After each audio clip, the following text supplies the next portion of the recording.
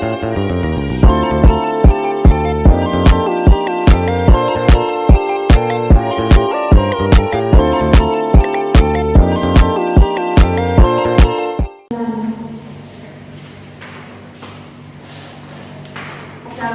warahmatullahi wabarakatuh. Waalaikumsalam warahmatullahi wabarakatuh.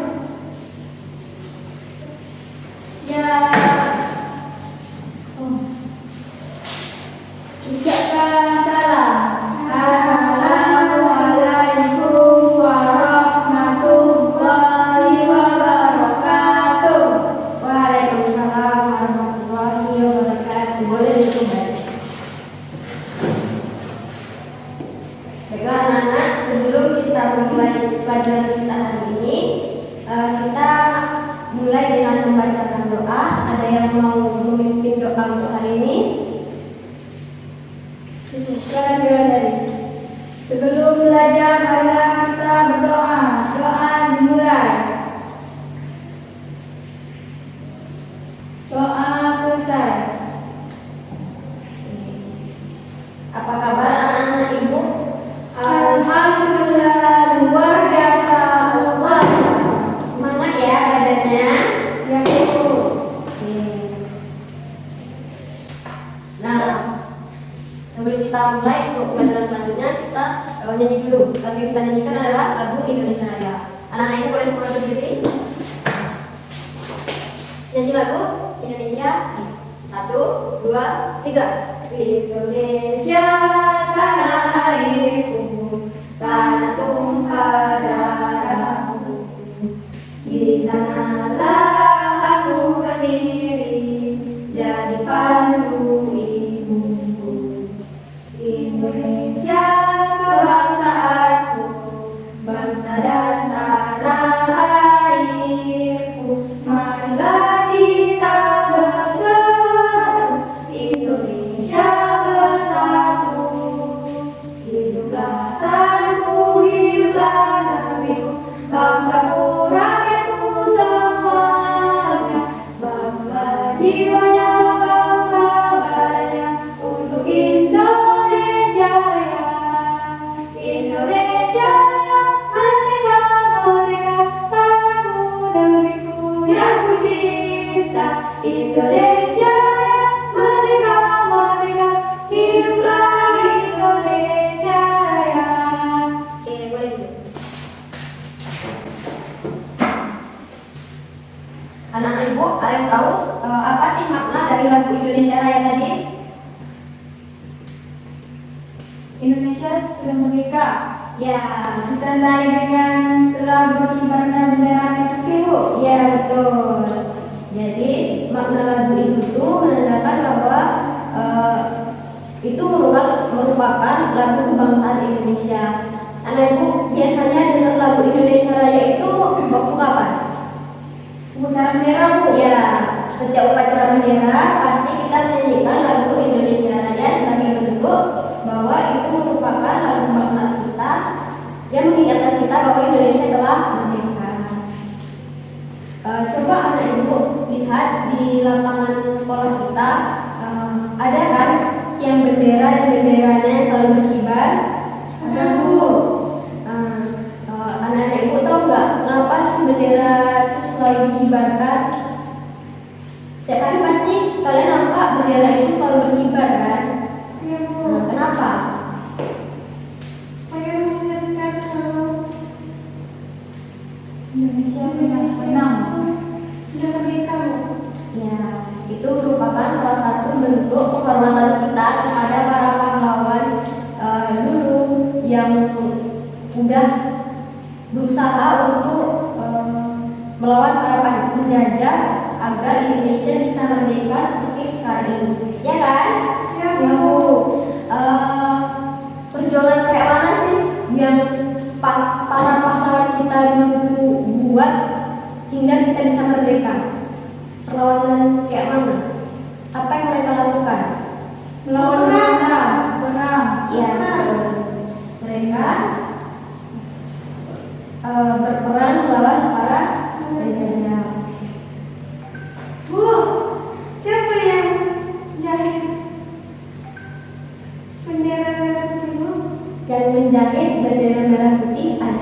Tahiti Beli.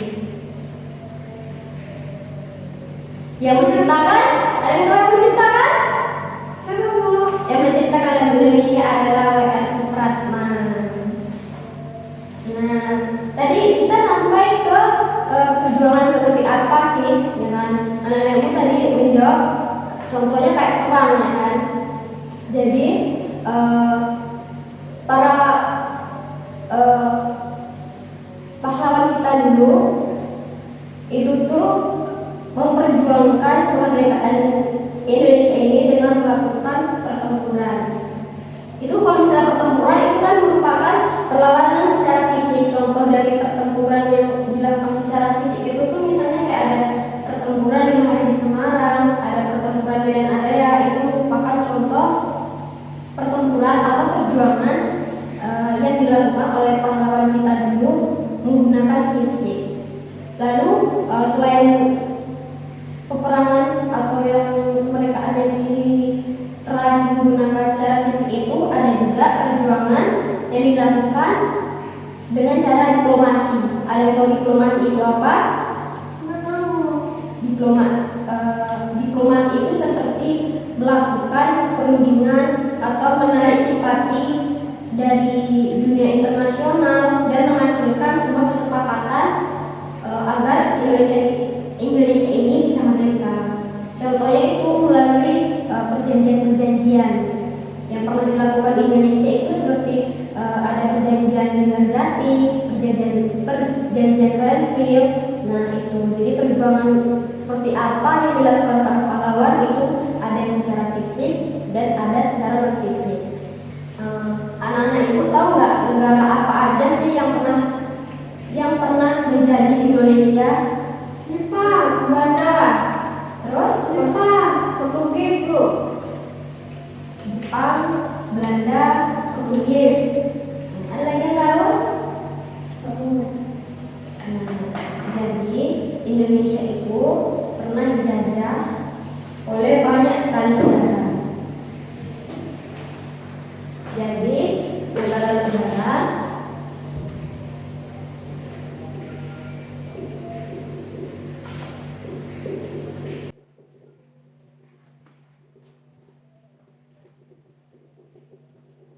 yang menjadi Indonesia itu seperti ada negara Portugis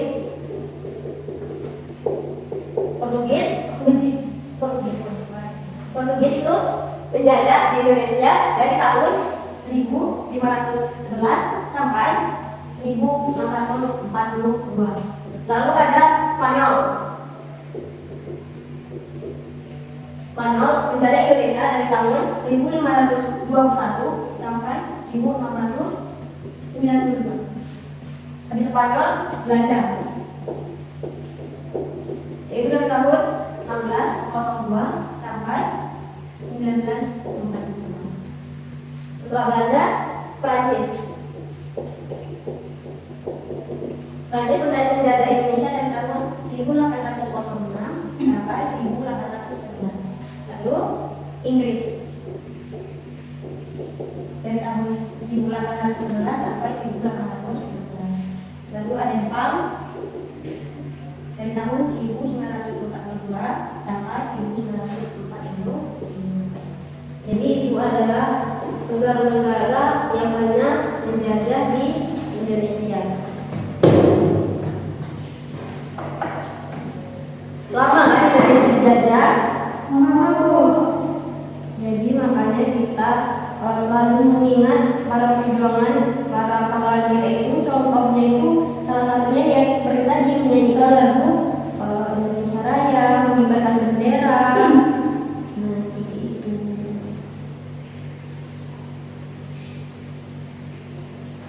Jadi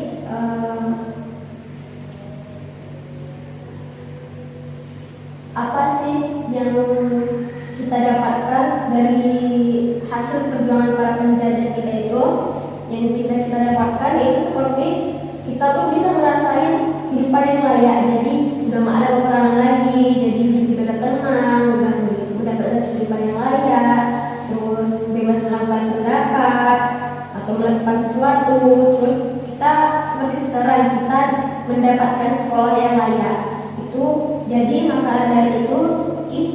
harus selalu mengingat jasa para pahlawan kita. Selanjutnya, untuk pelajaran hari ini kita akan membahas mengenai, jadi pelajaran kita ini kita masuk kepada bab 2. Kita masuk kepada bab 2, yaitu topik kita mengenai sejarah kedatangan bangsa-bangsa asing ke Indonesia, khususnya bangsa-bangsa Eropa.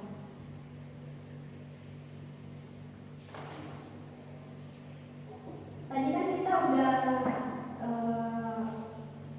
tahu kan negara-negara yang pernah menjadi di Indonesia, terus berapa lama mereka menjajah, terus perjalanan seperti apa yang mereka lakukan dan sebagainya.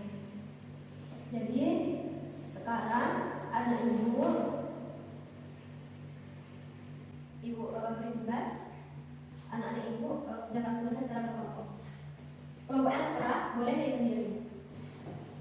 Apa sih tugasnya? Itu tugasnya coba anak-anak ibu buka buku cetak kita halaman 27 sampai 29. Nampak? Nampak, Bu? Itu ada kedatangan bangsa-bangsa asing ke Nusantara. Jadi anak-anak ibu minta untuk berdiskusi mengenai peta dan sejarah yang ada di buku itu, yang di buku halaman 27 sampai 29. Sempat kan? Sempat, Bu. Di buku tersebut, kalian bisa perhatikan peta-petanya. Jadi setiap kelompok itu membahas mengenai satu peta. Vina dan Vio satu kelompok. Ya, Bu. Kalian membahas mengenai sejarah kedatangan Spanyol ke Indonesia. Itu ada gambar yang kedua. Jadi apa-apa aja yang harus dikerjakan. Itu yang pertama, baca dulu kisah kedatangan para bangsa-bangsa asing ke Nusantara. Itu yang di halaman 27 sampai 29 itu ada petanya. Baca dulu. Kalau udah anak-anak baca, setiap anggota kelompok tulis informasi mengenai topik yang kalian bahas. Itu tentang kedatangan Spanyol, kedatangan Inggris, kedatangan Belanda. Bahas sesuai kelompoknya masing-masing. Setelah itu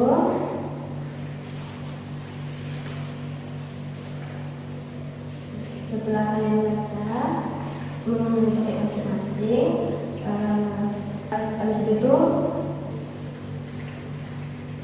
diskusikan mengenai informasi mengenai contoh apa hal-hal yang bisa kalian angkat dari gambar tersebut. Misalnya itu kan ada gambar peta Portugis, tunjukkan Portugis itu tuh datang Indonesia dari wilayah apa, menggunakan apa, terus apa yang mereka cari di Indonesia. Jadi itu dulu yang kalian cari sih. Bisa?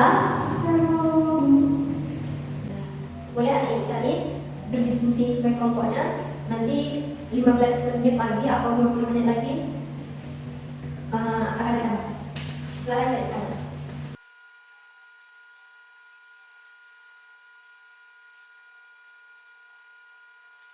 Coba ibu buka kelompok 2 yaitu Vina dan Vio untuk menyampaikan apa yang kalian dapat dari hasil bacaan kalian tadi mengenai kedatangan bangsa.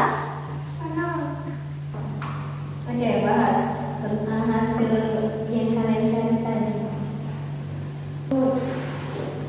Hasil diskusi kami dari yang tadi tentang Spanyol, yaitu yang pertama, bangsa Spanyol datang ke Indonesia pada 1521.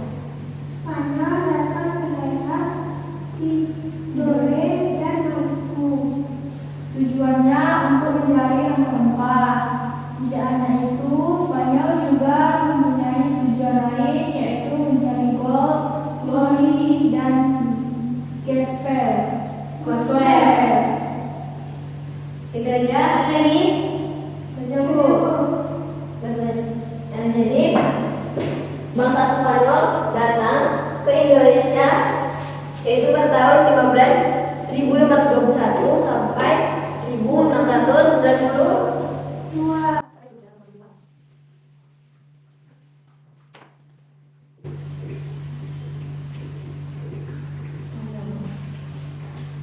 Jadi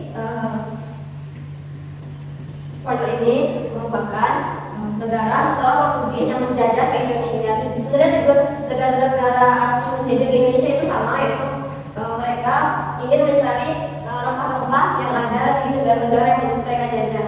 Salah satunya Indonesia, karena mereka itu tahu Indonesia ini memiliki banyak sekali sumber kekayaan alam seperti rempah-rempah yang tentunya sangat mereka butuhkan karena di negara mereka itu dingin. Jadi mereka tuh membutuhkan banyak sekali rempah-rempah yang bisa menghangatkan tubuh mereka ketika cuaca di negara mereka itu dingin. Jadi harga untuk rempah itu sendiri juga sangat mahal. Maka dari itu negara-negara asing itu banyak yang datang dan menjajah ke negara-negara yang memiliki banyak sekali rempah-rempah misalnya. Tapi sama yang kayak anak bilang tadi, Spanyol ke Indonesia sebenarnya enggak untuk mencari rempah-rempah aja. Spanyol ke Indonesia itu tuh sambil memiliki tujuan lain, yaitu mencari gold, glory, dan ada yang tahu apa itu gold? Emas, Bu. Ya, gold adalah emas. Tidak hanya emas, gold yang dimaksud di sini yaitu perak, bahan tambang,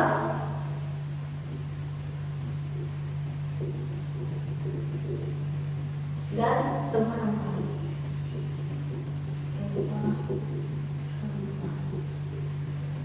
Emas, perak, dan bahan tambang ini kan udah mati.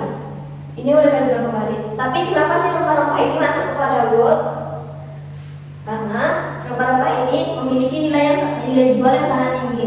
Hampir sama dengan emas, perak, dan bahan tambang lainnya. Bahkan rempah-rempah ini bisa memiliki harga yang lebih tinggi. Kenapa itu?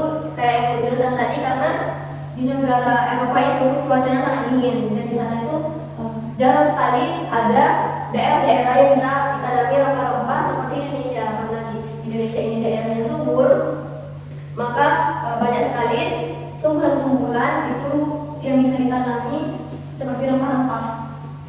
Oleh karena itu rempah-rempah ini termasuk ke dalam gold karena memiliki nilai jual yang sangat tinggi. Yang kedua ada glory. Itu apa itu glory? Glory itu seperti kemenangan. Jadi seperti kemenangan, kejayaan, dan kekuatan.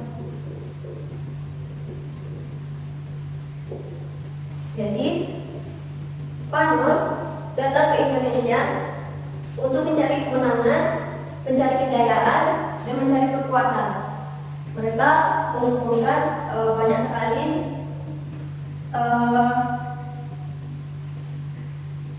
bahan atau pasokan, termasuk keuangan mereka dari jual rempah tadi untuk bisa menjajah negara-negara lainnya lagi. Jadi mereka mencari kemenangan dan kejayaan di suatu daerah tersebut untuk bisa menguasai salah satu yang menguasai rempah-rempah yang ada di Indonesia. Yang terakhir ada gospel. Gospel itu adalah misi untuk menyebar luaskan agama. Jadi Spanyol memiliki tujuan yaitu untuk menjalankan tugas suci, menyebar luaskan agama-agama yang mereka anut. Jadi mereka datang ke negara-negara mereka jajah untuk termasuk untuk menyebar luaskan agama yang mereka bawa. Jadi tujuan Spanyol datang ke negara-negara yang mereka jajah itu ada 3, yaitu gold, glory, dan gospel. Selanjutnya Portugis itu masuk ke Indonesia dari mana sih? Portugis itu masuk ke wilayah Indonesia dari wilayah timur, yaitu dari wilayah Ternate atau daerah Maluku, dan juga dari daerah Tidore. Spanyol itu datang ke Indonesia, daerah Maluku itu sedang ada peperangan yaitu antara kerajaan Ternate dan kerajaan Tidore. Jadi Spanyol ini mendekatkan diri mereka ke kerajaan Ternate. Jadi kerajaan Ternate ini mendapat dukungan dari negara Spanyol, dari negara Spanyol. Lalu kerajaan Ternate mendapat dukungan dari Portugis dan kerajaan Tidore mendapat dukungan dari Spanyol. Itu merupakan salah satu cara Spanyol untuk mendapatkan perhatian atau mendapatkan simpati dari masyarakat agar masyarakat itu percaya kepada mereka dan menerima mereka di wilayah Tidore. Tapi lama-kelamaan masyarakat jadi sadar bahwa sebenarnya negara-negara asing itu seperti Portugis dan Spanyol datang hanya untuk memanfaatkan mereka. Jadi mereka mulai melakukan perlawanan dan berusaha mengusir negara-negara Eropa seperti Spanyol dan Portugis agar dapat keluar dari wilayah Indonesia. Jadi seperti itu sejarah dari kedatangan bangsa Spanyol ke Indonesia. Paham Ibu? Paham.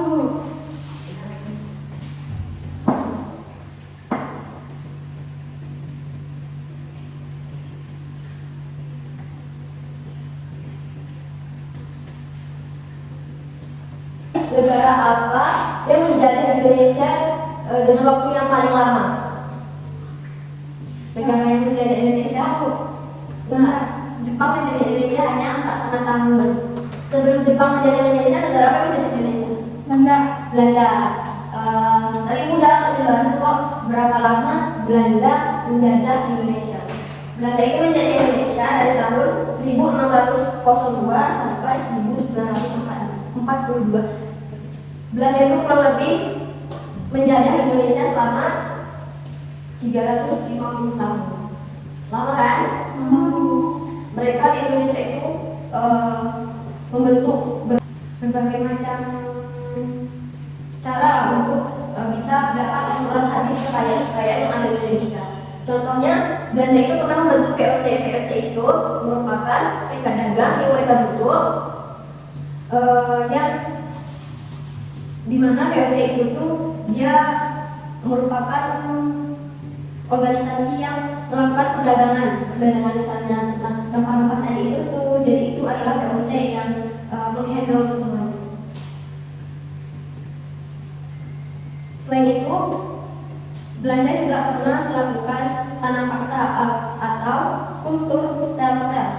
Jadi Belanda melakukan sebuah tanam paksa. Rakyat di Indonesia itu tuh dipaksa untuk menanam kekayaan alam seperti rempah-rempah, dan nanti Belanda membeli rempah-rempah tersebut dengan harga yang sangat murah.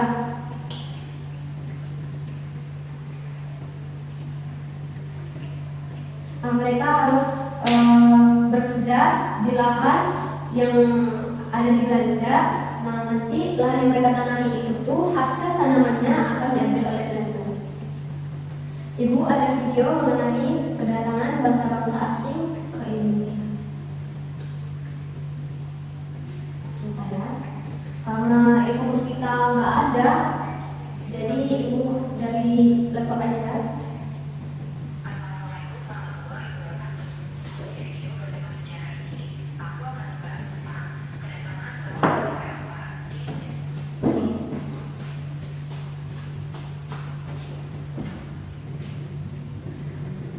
Anak bisa nampak?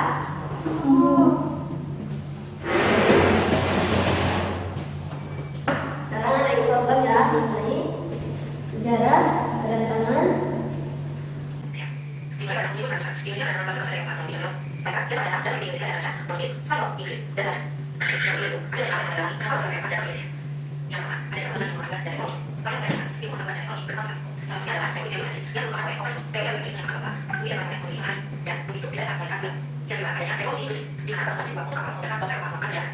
Yang ketiga, kuasa yang sebagai kota Kaisar Romawi berhasil dikuasai oleh Kaisar Turki. Pada tahun 1463, Kekaisaran Turki yang dipimpin oleh Sultan Hamid berhasil merebut wilayah kekuasaan Konstantinopel dari Kaisar Romawi dan tiga, go yang berarti mereka, dulu yang berarti jangan, gospel yang berarti memperluas pelajaran bahasa.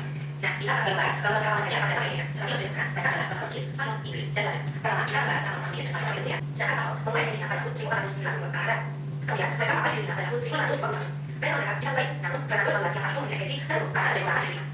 Mereka memutuskan untuk melanjutkan jalan dan sementara mereka mampu tepatnya di Rio. Kedatangan bangsa Spanyol bisa bagi oleh masyarakat Rio. Mereka yang harus disini menangkap menjadikan Spanyol sebagai untuk mengalahkan Arab. Kedatangan Spanyol menjadikan jalan bagi Portugis. Sebab saat itu Portugis berhasil memulai perdagangan timur. Portugis dan Spanyol bersaing dengan memanfaatkan arus perdagangan. Selain itu, Portugis dan Spanyol saling duduk menghadapi tentang perjalanan yang sebelumnya sudah sepati melalui Kiosi yang mereka Portugis mampu.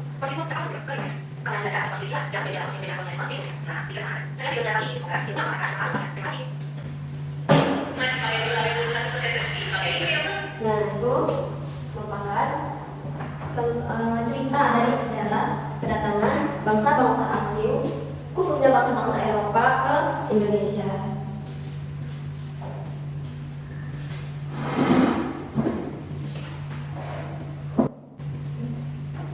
Oke, Ibu berrefleksi yaitu mengenai pelajaran yang kita pelajari ini mengenai informasi apa saja yang kita dapatkan dari cerita kedatangan bangsa-bangsa asing ke Nusantara. Cerita yang kita dapatkan itu seperti tujuan dari bangsa-bangsa asing tadi datang ke Indonesia yaitu mencari rempah khususnya. Selanjutnya bangsa-bangsa apa saja yang datang ke Indonesia, tadi ada yang memberikan 6 contoh bangsa-bangsa apa aja yang datang. Terus tahun kedatangannya juga tadi sudah Ibu jelaskan tahun kedatangan dari bangsa-bangsa asing tersebut dari tahun berapa sampai tahun keberapa. Selanjutnya apa sih kelebihan yang dimiliki dari negara Indonesia? Negara Indonesia memiliki kekayaan alam yang sangat melimpah seperti banyaknya rempah-rempah dan memiliki banyak kerajaan sehingga banyak cerita sejarah. Lalu apa saja sumber daya alam Indonesia yang menjadi incaran bagi bangsa-bangsa Eropa? SDA Indonesia yang menjadi incaran bagi bangsa-bangsa Eropa itu ada seperti pala, ada cengkeh, kayu manis, dan sebagainya. Yang keempat, bagaimana sih negara penghasil rempah-rempah menurut kalian? Itu tuh apa potensi yang bisa dikembangkan di Indonesia? Mungkin contoh dari potensi yang bisa dikembangkan di Indonesia itu seperti pengolahan dan pemasaran yang bagus, melatih sumber daya manusia yang mumpuni untuk melakukan pengolahan, serta rempah-rempah dijadikan salah satu akomodasi ekspor dari Indonesia ke negara-negara lain. Karena kita ketahui bahwa rempah-rempah itu memiliki harga jual yang cukup tinggi. Yang kelima, apakah tempat tinggal yang kita tinggali sekarang ini pernah didatangi bangsa Eropa? Mungkin setiap daerah di Indonesia ini pernah dijajah oleh negara-negara Eropa. Mungkin daerah yang kita duduki sekarang ini pernah dijajah oleh bangsa Eropa. Contohnya di sini itu ada seperti peninggalan-peninggalan sejarah, benteng dan sebagainya. Lalu yang terakhir, apa yang perlu bangsa Indonesia lakukan di masa sekarang agar penjajahan tidak terulang lagi? Contohnya, kita sebagai warga negara bisa menjaga kedaulatan negara dan tidak membiarkan bangsa-bangsa asing itu melakukan penjarahan atau melakukan penindasan pada bangsa kita lagi. Jadi untuk itu kita harus selalu menjaga keutuhan dari NKRI ini.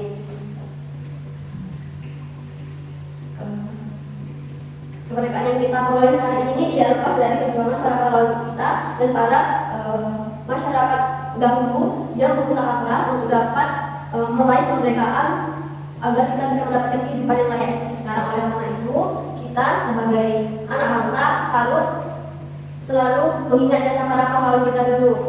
Dengan contoh yaitu upacara bendera, menyanyikan lagu kebangsaan, selalu mengingat jasa-jasa mereka dan sebagainya. Yang terakhir, apakah ada yang anak ibu tanyakan mengenai pelajaran hari ini? Ya, kalau nggak ada, ibu punya tugas untuk di rumah, ibu mengenai anak-anak ibu tinggal membaca materi untuk pertemuan selanjutnya, yaitu mengenai topik B, macam-macam perlawanan yaitu dari bangsa asing ke Indonesia. Maaf tadi ibu lupa mengambil absen. Apa ada yang nggak datang hari ini? Siapa yang nggak datang hari ini? Bagus. Ada keterangan bagus? Apa? Berarti bagus apa? Yang lainnya datang ya? Oke, kita cukupi pertemuan kita pagi ini.